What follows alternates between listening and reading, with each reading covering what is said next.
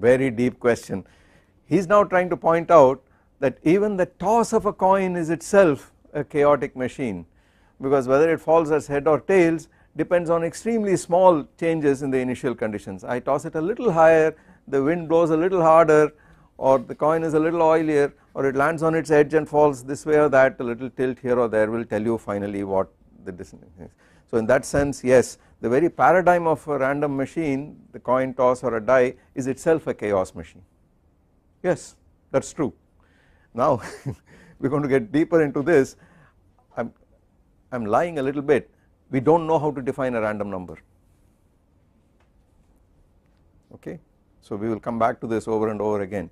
There is really no satisfactory definition of a random number at all. On the other hand, there is no satisfactory definition of what regularity means either. If you give me a piece of music and I ask you, is this random or not, what are you going to tell me? If I play a piece of music up to a certain point, there is no way that you can tell me what the next note is going to be. Of course if you know what the piece of music is, you know what it is, but if I give you this sample, this little strip, I could argue that this entire piece of music up to this point was a realization of a random process, and now it is going to differ from what the actual original piece of music was in the next instant. But if you give me a finite string, there is no way of telling. So in that sense everything is random also. So we are going to assume that we have a paradigm of randomness called the Bernoulli trial. How I produce it is a different question altogether.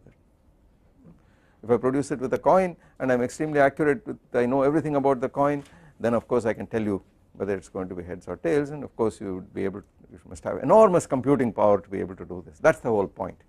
You have to tell me with arbitrarily high precision how I toss the coin, then I can predict.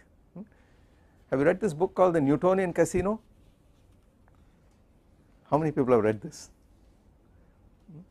Well, in the early days of chaos, a bunch of people in the US tried to break the Las Vegas casino system, which is of course run by the mob, so it is dangerous to try to do this, by smuggling, by sort of in the early days they had wired themselves, and they had a computer program which would actually calculate where the roulette wheel is going to stop, and they tried to break the casino by doing this, by putting in the initial conditions and solving these equations numerically to see where it is going to end and so on.